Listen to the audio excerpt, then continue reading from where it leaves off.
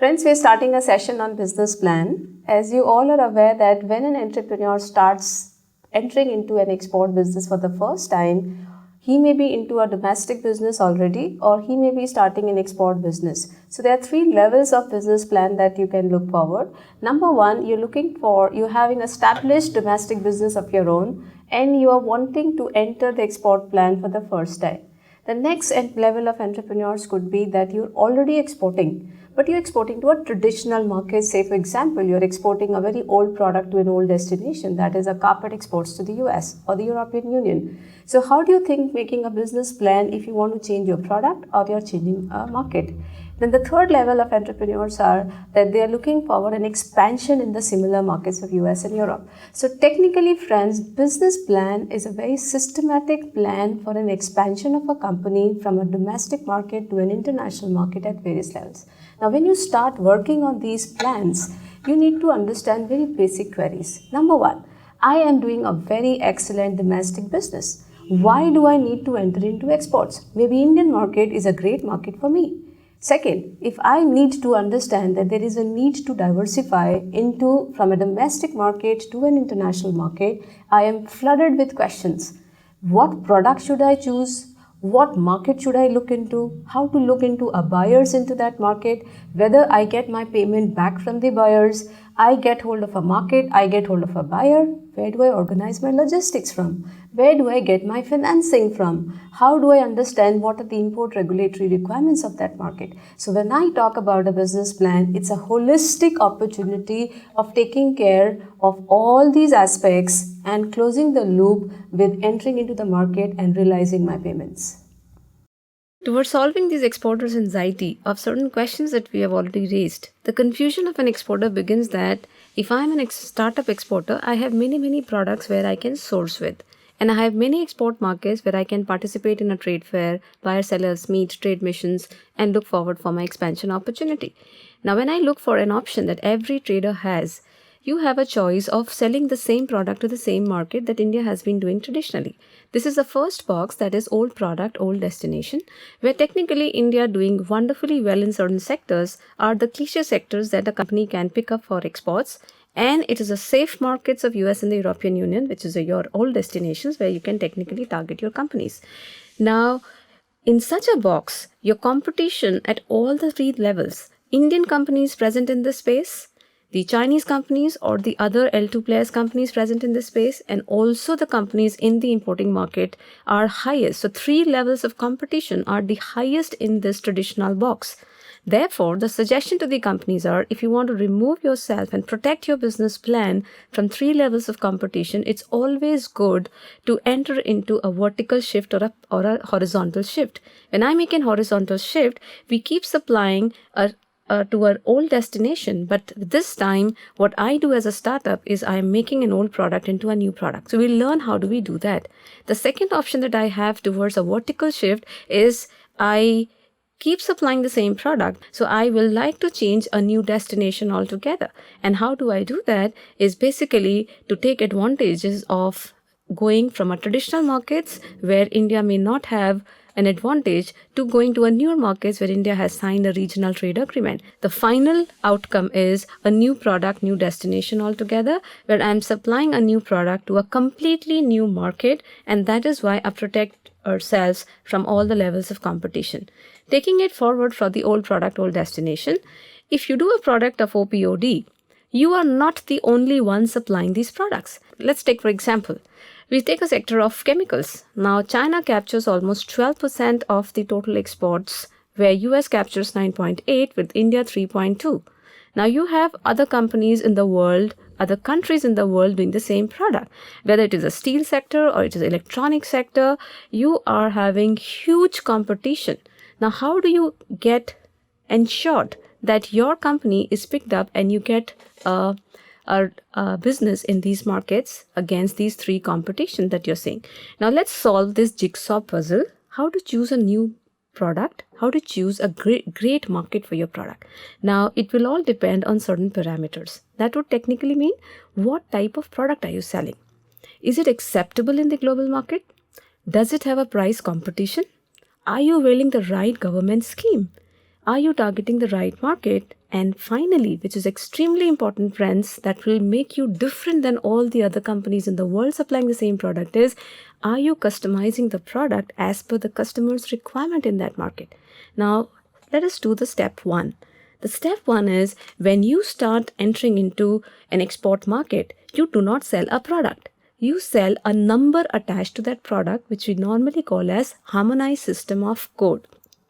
What is this code? I suppose I sell a t-shirt.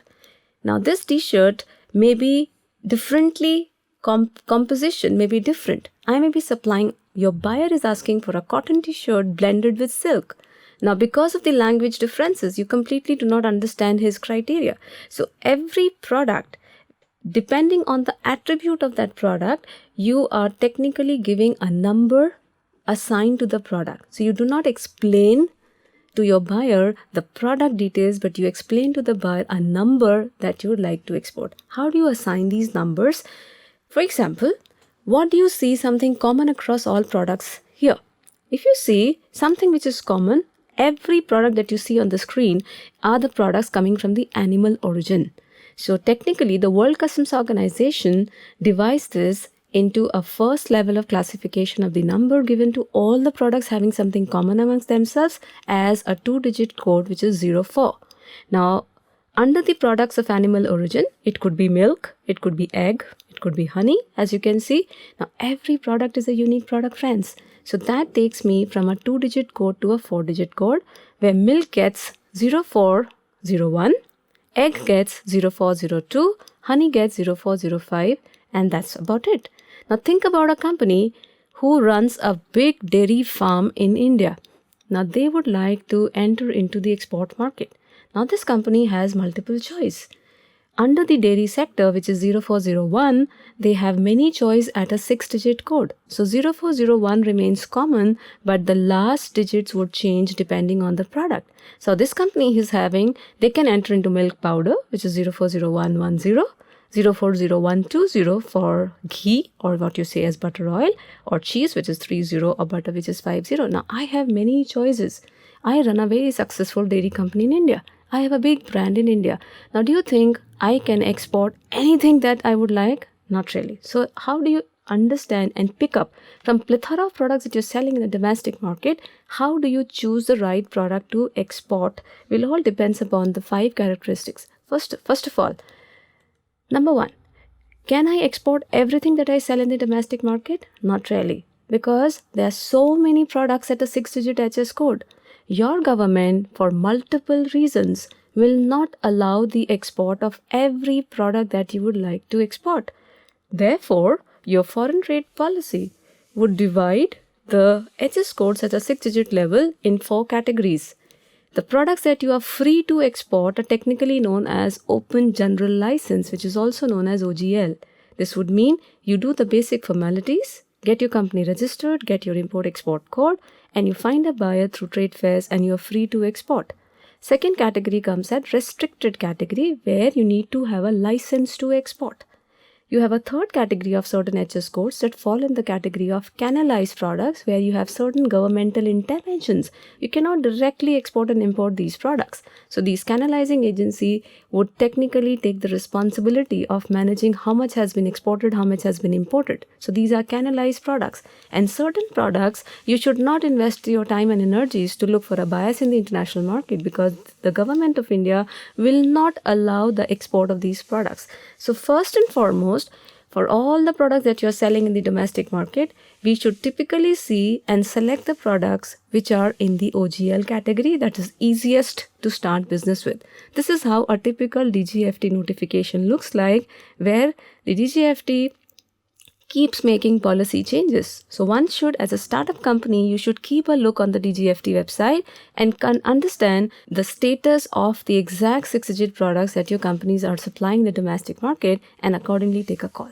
Now, let us take an example of certain prohibited and free sectors. For example, in the HS code of 0506, which is about the human skeletons, so bone and bone products, horn and horn products, hoofs and hoof products, when they exported to the European Union, they are free to export. But peacock feathers, including the handicraft products, it is prohibited to export. Now, both of them are coming out of handicrafts coming out of an animal origin. But when it comes to peacock tail feathers or the antlers or the shed antlers of the deer, cheetal and sambar, these are prohibited. Now, if I am picking up a product for exports, I have to be very clear about the exact status. So that's point number one. Now, when I to pick up a product in the OGL sector, there are many companies in India who may be doing the same product. How do I prevent myself and become unique? That's how we do by thinking differently. How do I do that? Let's help this dairy company who is doing multiple products and they want to export milk powder in the international market. Now, there are many companies in India, they may be exporting because this product may be in the OGL category. So technically, I would like to make my product customized as per the requirement of the international market. That would mean that if you see, just by shifting from an HS code to an 8-digit level, what am I trying to do? I am making this milk powder, differentiating it at 3 category level depending on the fat content of the milk powder. This means 04011010 would mean milk powder containing fat not exceeding 1%. 20 is between 1 to 6%. And 30 is more than 6%. Now, it is my intelligence that the markets where you're segmenting the market on the basis of the fat requirement of those markets. For example, in the US market, everybody is wanting to sell this product to the old product, which is an old product, to an old destination, which is US. How do you make yourself much more sellable as compared to the other companies in the world? You're trying to understand the health status of the US. Now, in the US, the obesity is a prime concern. Now, therefore, I will sell 04011010 in the US because it does not exceed a fat content more than 1%. Now, that is the way I customize myself according to the requirement of the international market and choose the right product to be sellable into the right market. What's the next step of making yourself different? Now, if you see, every market would change as per the design. I'm a leather company. Now, I have a design which is different from each other, although I'm manufacturing shoe. Now you see very beautifully that the first kind of shoe that you see, which is your 640319, the biggest takers of such kind of shoes are UK, Italy, US and Canada. But the minute I convert it into a leather footwear with a strap and you have an open toe, you have Middle Eastern market. Now, what can make this difference? Maybe the climatic conditions in those markets. The GCC economies are high in temperature. They would technically need an open toe shoe for convenience purposes.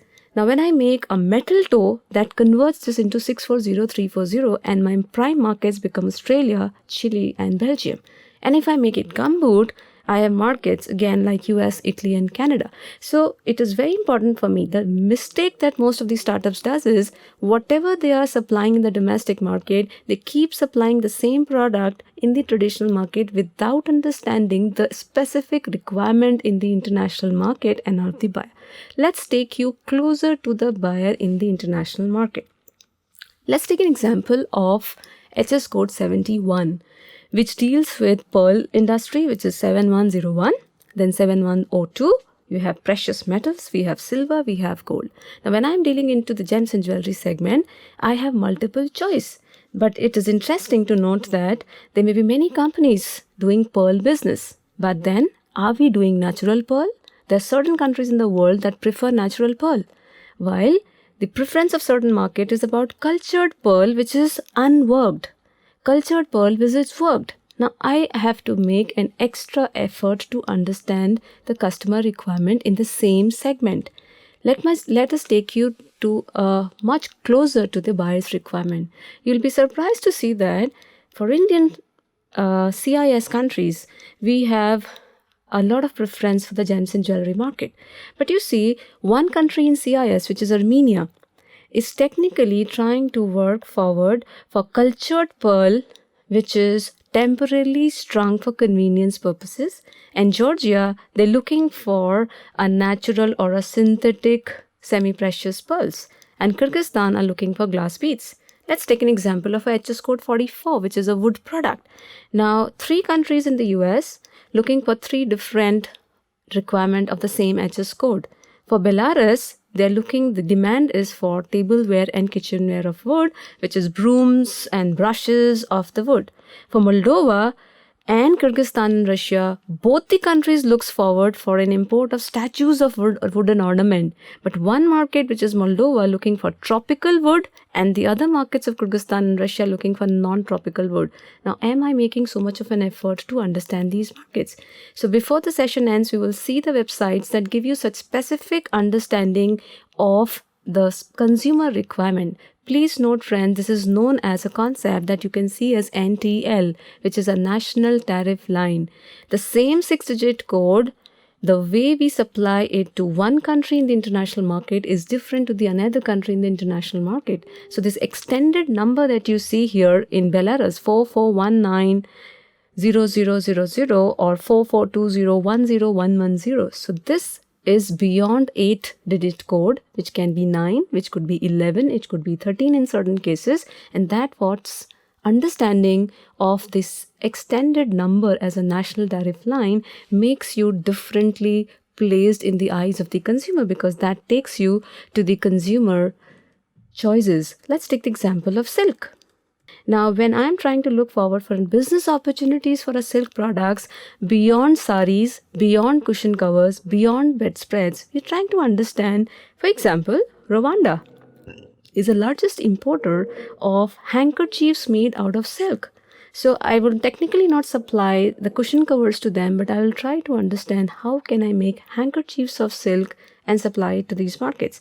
Now, for example, you should also understand, whenever you are trying to target a particular product to a particular market, we also need to understand what is the USP of my product. For example, silk is a bad conductor of heat and electricity.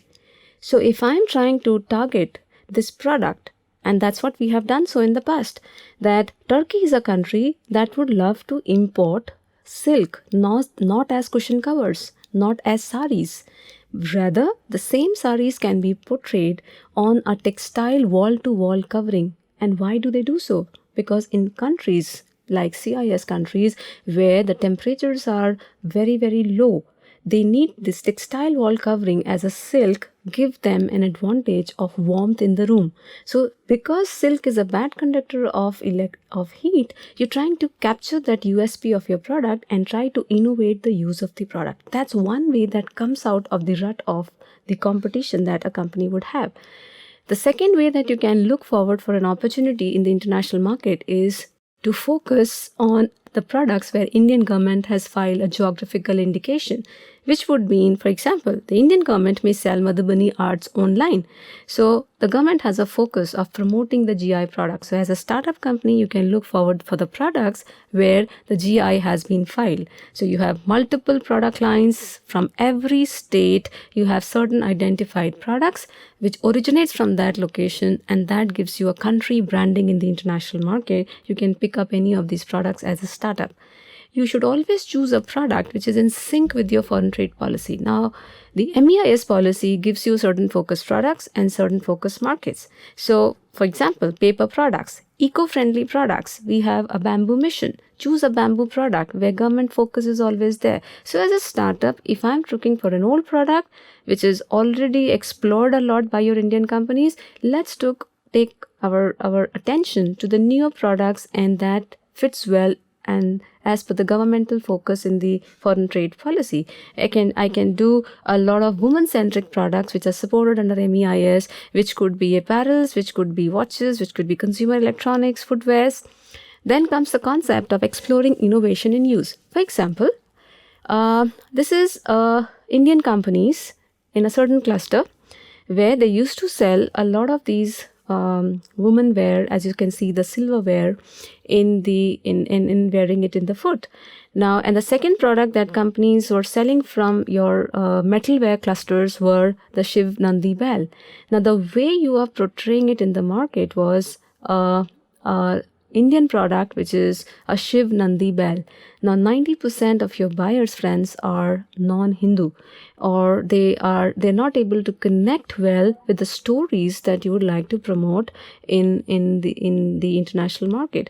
So, what we did, for example, in case of this beautifully crafted metalware Nandi bell, we entered into a concept of bullfighting, which was prevalent. So the same metalware craft converted into a bullfighting concept, and it was very, very acceptable in Spanish markets. The Portuguese could connect with it, French would connect with it, and that is beauty of a business plan, that you're selecting a product that's exportable and you're making them connect with the international buyers. For example, there is a tradition in Southeast Asia to wear these metal rings in the neck. Now, using the free trade agreement in Southeast Asian markets, which is Indo-ASEAN FTA, we can technically change the use of these metal rings, which is worn for the foot in the traditional markets of US, to the wearing it in the neck using an Indo-ASEAN free trade agreement. So the product is the same. You're trying to change the market, you're trying to change the use of the product, and that's what gives you an added edge for the same product, and the sellability of the product increases in the international market. This is what China is offering to the Latin American country in the wood sector. So we have HS Code 44, where China, Vietnam gives me a huge competition. So while choosing a product, I will try to understand a Latin American country requirement. This is what they are trying to offer. So this is a good suggestion to the wood cluster, that this is what China is offering in a vote to the Middle Eastern, because camel is something that's relating very, very close to the buyers in the US, in the Middle Eastern market, sorry. So we are trying to take the product call. Let's now take a market call. When we talk about changing from a old destination to a new destination, how do we do that? There are many countries in the world. So if we suggest a call that there is enough tug of war in the same markets of the traditional, how do I take a call of shifting into a new destination altogether? Now there's 6 steps that we do that. You can shift to a traditional market to an emerging market using the MEIS policy, where Latin America is a focus market for Government of India. Then there is Latin America, Africa, CIS countries, Asia Pacific economies, where MEIS benefits goes to the focus market. So if I have a choice to understand the market that I should choose, I can take advantage, because that gives me a price competitiveness against the other L2 players in the world. Now these are 7 steps. Step 1, I've already chosen the product. Now when I choose the market, I have to understand internationally. I will not make a call of India sells to which market, because I have a huge L1 competition coming from Indian companies supplying that product to that market. But I would enter into the step number 1 of selecting the market is internationally, which are the countries in the world who are the global importers of this product. Step number 2, is it just the right time, or I have to see a sustainable demand in that market? Meaning, is the demand increasing in these countries for my product? Point number 2. Point number 3, maybe these countries are the biggest importers of the product I would like to sell. But against the competing countries, can I have my space in that market? Maybe they just don't want to buy products from India for multiple reasons. Maybe quality, maybe price, maybe import duty, anything that can make them awards. So maybe they are the biggest importers, but I have to see in step number 4, who are my competitors in these markets. Step number 5, one of the prime reasons that I might miss against my competing suppliers would be that the price at which I'm able to sell is much, much higher as compared to my other competing countries. This happens in case of China. It happens in case of US and Canada having a free trade agreement amongst themselves. So I enter paying a huge import duty, and Canadians and Mexicans would enter paying a 0% duty for the same HS code. So I technically lose into an old destination because of my competing countries having a trade agreement with those markets. So it is very important for me to know at what price am I selling this product? Who are my competitors for the same product in those same market? What is the import duty that I have to pay? What is the import duty my competitors have to pay? And finally, even I am able to get hold of a buyer in that market, am I able to invest my time and energies understanding and complying to various standards which we technically call as non-tariff barriers in those markets. Maybe I'm a startup and I have to export my product for the first time. I go to a trade fair and I fetch a buyer in that market. But then at the end of the day, I do not find my company sufficient enough to enter that market because they have plethora of standards and regulations to comply with, which takes enough energy and time and money, which I'm not able to afford as a startup. So while choosing the market, I need to be very cautious about closing the loop, that I would get and close the loop only if I get entry into that particular market. So it's not only about selecting the product, it's also selecting about the market, it's also selecting about selling at a right price, selling at the right duty structures, and understanding the import regulations of that market to ensure that I am allowed to enter and reach the buyer and realize my payments. Friends, let us look into the websites where you will find the information regarding the product selection, the national tariff lines, the country selections, the price of the countries, who are your competitors. So where do you find this information is on the website, which is trademap.org. Trademap is a website created for trade statistics for international business development, and this is developed by International Trade Center, which gives you the monthly, quarterly and yearly trade data, the import and export values, volumes, not only for India but across the globe. And that is the reason we refer to this website for your entire understanding of specific products into specific markets and the pricing as well.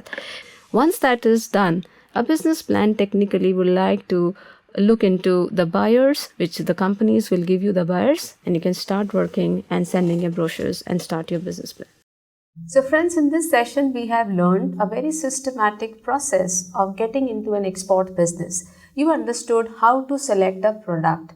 Now, when you've selected the right product, you've understood the process of where do you sell the product. There may be many countries in the world which are ready to buy your product, but then you also have competition in those markets. So in the session, we have learned how to work out at the competition at 3 levels. The first level of competition that we have learned in this session is the Indian company supplying the same product that you would like to export.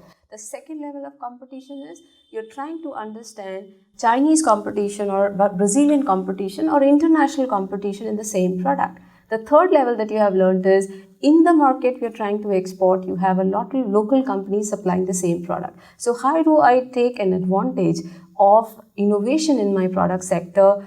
Am I supplying at a 6-digit code? Can I look for opportunities to work at a national tariff line to enter into the market which is with a product which is different, which differentiates you from all these competitive analysis? And when you're trying to work into getting closer to the customer requirement in that market, you need to understand and customize your product as per the consumer behaviors in that market. So you're trying to segment your market on the basis of the likes and dislikes of the customers, on the basis of the import duty structures in that market. You're trying to work out on your pricing, you're trying to work out on your non-tariff barriers. So an entire gamut of plan will make your journey of exports quite successful if you make a successful business plan. Thank you.